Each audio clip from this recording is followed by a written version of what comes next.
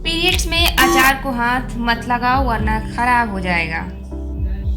Periods है तो hair wash मत करो, पीरियड्स है तो एक्सरसाइज मत करो, किचन में मत जाओ एंड सो ऑन। ऐसे ही बातें अक्सर सुनने को मिलती रहती है।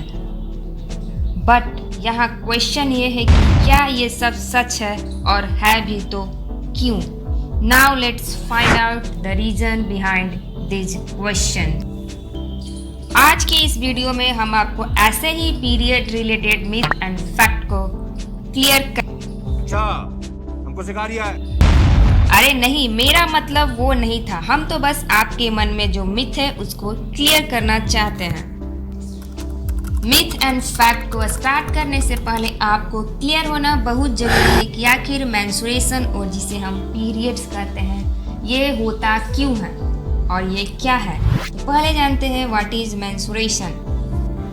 मेंस्ट्रुएशन का मतलब होता है यूट्रस का इनर लाइनिंग का ब्रेक डाउन होना और उसके साथ साथ रिमूवल होना ब्लड वेसल्स का वेजाइनल ब्लीडिंग के फॉर्म में, जिसे हम लोग मेंस्ट्रुएशन और पीरियड्स कहते हैं। But why it happen?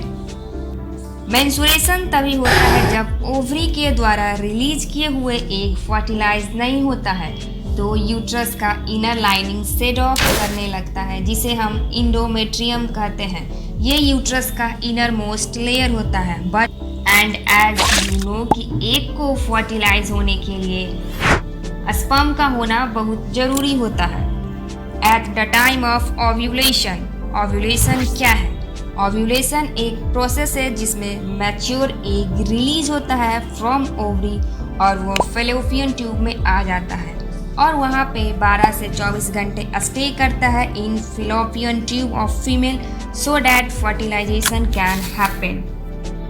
और जब एक फर्टिलाइज नहीं होता है तो यही रीज़न है कि मेंस्ट्रुएशन होता है। बट यहाँ एक और क्वेश्चन है कि फर्टिलाइजेशन क्या होता है। तो फर्टिलाइजेशन एक प्रोसेस है जिसमें फीमेल का एग एंड मेल का स्पर्म का फ्यूजन होता है। इस टोटल बात का समरी दे तो इसका मतलब ये होगा कि मेंस्ट्रुएशन तभी होता है जब मेल का स्पर्म एंड फीमेल का एग का फ्यूजन नहीं हो पाता है। Now let's start fact versus myth. So now let's start without doing any बकवास डायरेक्टली टॉपिक के साथ। नंबर 1, पीरियड्स में अचार छूना चाहिए या नहीं? बेहद पुराने समय से माना जाता है कि पीरियड्स के दौरान अचार को हाथ नहीं लगाना चाहिए। ऐसा करने से अचार खराब हो जाता है या फिर सड़ जाता है। इसके पीछे की वजह यह बताई जाती है कि पीरियड्स के दौरान फीमेल अपवित्र हो जाती है और इसके चलते यदि वो अचार को हाथ लगाती है तो वह खराब हो जाता है, जो कि एक मिथ है। जैसा कि मैंने आपको बताया कि मेंस्ट्रुएशन क्यों होता है, तो इससे तो ये बात क्लियर है कि मेंस्ट्रुएशन एंड अचार का आपस में कोई रिलेशन नहीं है। अचार खराब होने के कई रीजन हैं, जैसे आम का अच्छी तरह से ना सूखा होना, कंटेनर का अच्छी तरह से ड्राई ना होना, खराब आम का यूज करना। मेन रीज़न अचार को खराब होने का होता है प्रॉपर अमाउंट में तेल का ना होना एंड सॉल्ट का। ऐसे में यदि कोई कहता है कि पीरियड्स के दौरान अचार को छूने से वह खराब हो जाता है, जो कि टोटली मिथ एंड बकवास है। नंबर 2, पीरियड्स के टाइम बाल नहीं धोने चाहिए। कहा जाता है हेयर वॉश करने से ब्लड फ्लो इंक्रीज हो जाता है, लेकिन यह सच नहीं है। असल में पीरियड्स का बाल धोने से कुछ खास रिलेशन नहीं है और अगर आप पीरियड्स में बाल धोते हैं तो इसका पीरियड्स पर खास असर नहीं पड़ता है। नंबर 3, पीरियड्स ब्लड डर्टी होते हैं, which is again a myth.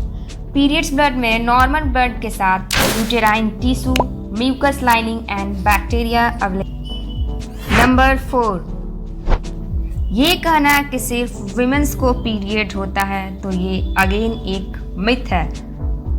सिर्फ विमेंस को ही नहीं, transgender main and transgender women's को भी पीरियड्स होते हैं। नंबर 5, ये कहना कि पीरियड्स का साइकिल 28 डेज का होता है for every female, then it is again wrong. 28 days एक एवरेज साइकिल है जो कि हर फीमेल पे अप्लाई नहीं किया जा सकता है। ये वेरी करता है, जैसे कि अडल्ट में 21 टू 35 डेज तक वेरी करता है। अडल्ट उसको कहते हैं जो 18 से ओल्डर हो। एंड ये यंग में 21 टू 45 डेज तक वेरी करता है। यंग उसको कहते हैं जो कि 13 से 17 के एज ग्रुप में आते हैं। Number 6, you can't get pregnant during your periods, this is also a myth. हालांकि chance of pregnancy is less but there are still chance. Number 7, periods blood smell करते हैं जो कि टोटली रॉन्ग है। Period blood भी वही blood होता है जो पूरी बॉडी में होता है, बट वाई इट स्मेल? ये स्मेल इसलिए करता है क्योंकि पीरियड ब्लड काफ़ी देर तक वेजाइना में होता है और जब यही ब्लड वेजाइनल बैक्टीरिया के कांटेक्ट में आते हैं तो ये स्मेल करते हैं। Number 8, you should not go in kitchen eight the time of period. Periods और किचन का भी आपस में कोई खास लेना देना नहीं है। यदि आप साफ सुथरा से रहते हैं तो जब चाहे आप किचन में जा सकते हैं। पीरियड्स और किचन का कोई आपस में रिलेशन नहीं है और यदि आप पीरियड्स के दौरान किचन में जाते हैं तो इससे कुछ अफेक्ट नहीं होता है।